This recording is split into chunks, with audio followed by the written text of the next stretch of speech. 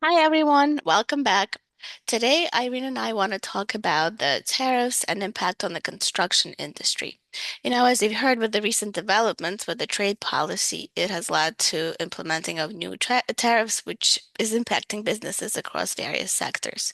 So, particularly, tariffs on steel, other building materials, and they're affecting construction industry. And the cost of imported materials are raising overall project expenses. They could cause delays, budget overruns, reduced profit margins for clients, and issues with contractors and developers.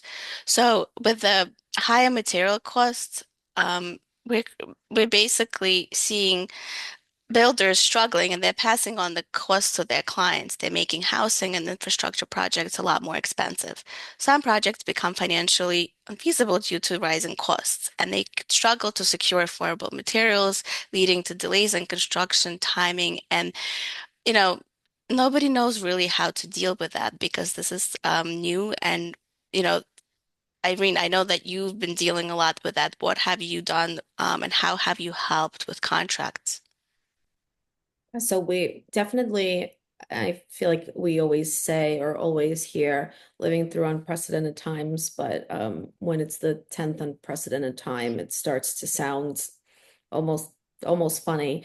But our clients again, and I remember 5 years ago when it was unprecedented times, when COVID hit and the development construction industry was hit very, very heavy, and there were active contracts and there were so much uncertainty of what will happen and what will happen to those contracts and next steps, especially with certain shutdowns.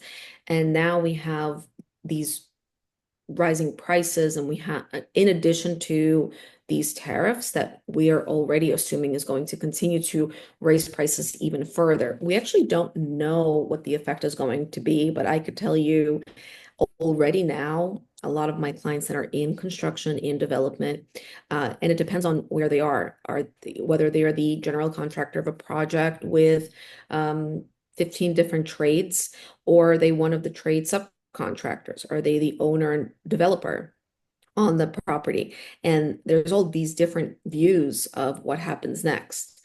A lot of contracts are being renegotiated. A lot of the clients are taking advantage, if they're on the contractor side, they're taking advantage of the retainage new law that was updated that drops retainage down to the 5% instead of the 10%. Then you have the owner developer side that's obviously trying to keep the contracts at the price that was already negotiated on, and they have their own view and their opinion. But then the other side of it is that it's just not financially feasible to complete the project at the cost there, and that it's going to be a material hardship, material burden to proceed with the contract at those prices. And so they look to negotiate those agreements. And what's going to be the effect? There are obviously certain requirements based on permits, based on some projects are government projects with specific due dates. Some took out bank loans. So now you have banks affected because there's a certain start date. And if this was a commercial project, perhaps you assume that you'd already have some tenants that are going to help pay down and pay back those loans.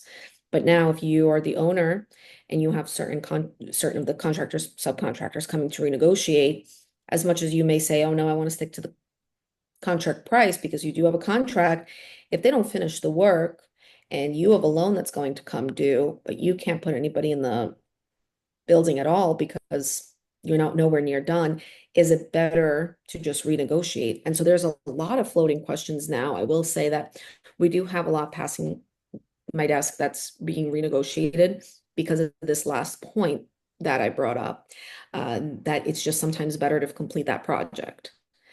Right. But that's definitely a lot of uncertainty, though.